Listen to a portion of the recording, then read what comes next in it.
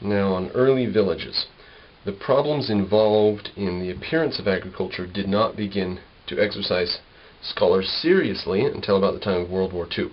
So now we're going to hear about this guy, Robert Braidwood, who excavated Jarmo in 1950. Quote, "The mound itself covered about 3 or 4 acres and seems as a rule to have had some 20 to 25 homes, or about 150 people. In the top 5 of the 16 settlement layers, pottery was found. In the top 5, so before that, no pottery. Going back to about 6100 below that lay levels, 6100 BC, created by earlier farmers, to about 7000 BC. So farming goes back as far as 7000 BC. The wheats and barleys were very close to the wild forms. Men also ate, among other crops, lentils and field peas, and gathered pistachio nuts and acorns. The goat and perhaps the dog were domesticated, and also perhaps the pig, but the sheep and the cattle were still hunted. The farmers built rectangular houses of irregular slabs of mud which were plastered. Besides stone tools for woodworking and grinding grain, they also had the habit, which is very common in early farming villages, of making figurines of females and animals." I pause for a second. Possibly as religious charms for hunting and stuff, voodoo type stuff, who knows what for. Among the many discoveries at early Jericho were human skulls, the faces of which had been restored in plaster with inset cowrie shells for eyes. So they do a plaster cast of your face while you're alive, and then recreate your face from that and put it on your skull after you die, so that your face doesn't disappear, doesn't degrade. Reverence towards one's ancestors, marked by the careful preservation of their skulls, appears in many primitive societies. Skip just a bit. Even more impressive than Jarmo are 2 other sites which have been subsequently excavated. Jericho, in the Jordan Valley, was an oasis fed by a perennial spring which hunters inhabited by 8000 BC. In the years just after 7000, as many as 2000 farmers who lived there encircled their settlement with a great stone wall. You've heard of these, the walls of Jericho. So there's about 2000 farmers probably lived there at the time. Not a really huge city for the walls to go down in history. One tower of which stood 40 feet high with a 7-foot ditch cut out of solid limestone in front of it before it. 7-foot deep ditch cut out of the limestone, not dug in the ground.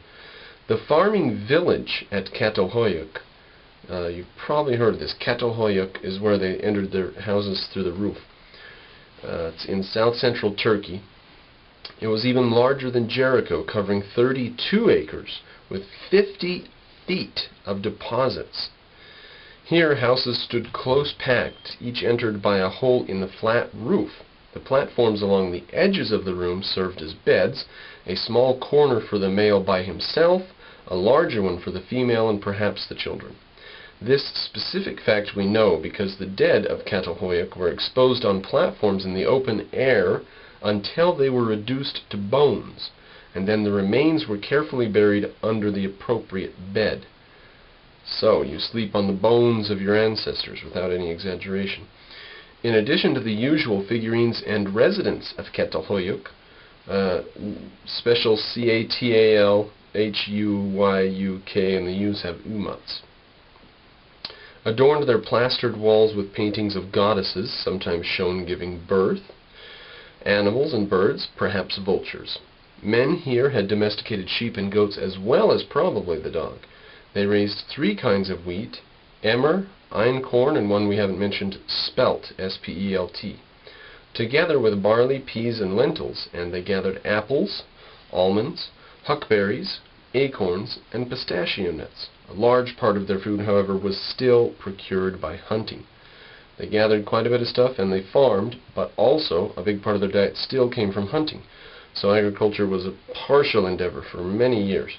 Now, it's no wonder that it should take quite a while, because it's a really massive, huge advance to go from hunting and gathering.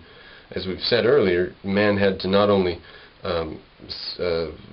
domesticate plants and animals, he had to domesticate himself. So, this is a tremendous advance, and as they say here in the book, it says it is perhaps the most decisive step man has ever taken. Yeah, I think so. 90,000 years as cavemen, and the last 10,000 years in cities. I'm pretty sure it's a pretty decisive step. Anyways, the material consequences are evident in the mounds themselves. Men lived at the same site generation after generation. Now, you've heard of these mounds. Archaeologists will dig a mound in the desert. You don't dig a pit and see if you find stuff down there. The mounds, you go out through the desert and there's a big mound many feet high, and contained in that is an ancient city. Here's why. Men lived at the same site generation after generation, near springs and good farming areas, and they piled up debris at an unprecedented rate. Never before in history men had so much debris. Houses made of mud brick walls and reed or thatch roof will last a considerable period if they are kept plastered, but eventually a great storm or outside attacks bring destruction. Then the inhabitants pull down the remains and build on a higher level. Now, when we're looking through the archaeological remains, it looks like they may have basically torn down their houses and repaired them and built new ones on top of that quite frequently. But in reality, it might have actually lasted a whole generation or something. It might have been 10, 20, 30 years before you have to completely rebuild your house. So some people might live and die and their house never be rebuilt. So it did seem pretty stable to those people at the time. But to us, it looks quite unstable. Their cities just rose and rose and rose. They would pull down the remains, they'd build on that, level that and build on that. Buried in the debris are stone tools of all kinds. Excavators have found copper beads or other trinkets made of native copper by 6000 BC, and occasionally there are the imprints of woven cloth, or, at Catalhoyuk, the painted representation of what look very much like oriental rugs of today. Spinning whorls and loom weights also attest to the growing use of wool. Flax was grown both for its seeds rich in oil and as a source for linen, but skins still continued to be worn. The problem with wearing skins, leather skins, is that you have to work them to get them soft. Otherwise they can be quite hard and tough. By 6100 BC, rude pottery was being made at Jarmo, and other evidence suggests that its origins should be placed at least several centuries earlier than 6100 BC. Very soon potters began to decorate their wares by incisions or by painting, so that modern archaeologists can detect regular patterns of pottery evolution in the movement of artistic ideas from one area to another.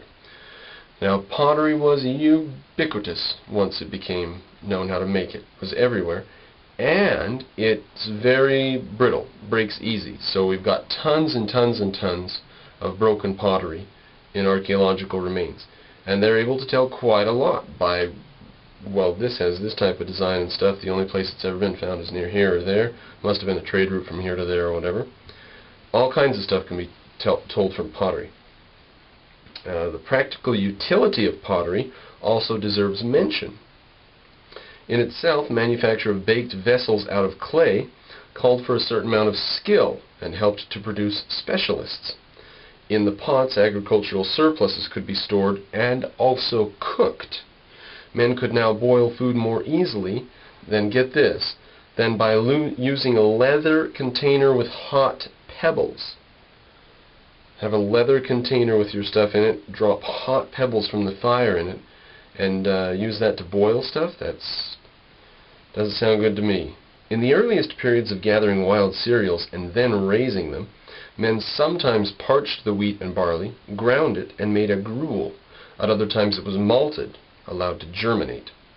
And this process at times led to the interesting result of fermentation, and thus eventually beer. The human digestive tract probably had to face very considerable alterations with the introduction of farming. Very true, we had to evolve with our food source, but here's another note he mentions here, beer. From very, very early time when we got grain and some of it went rotten and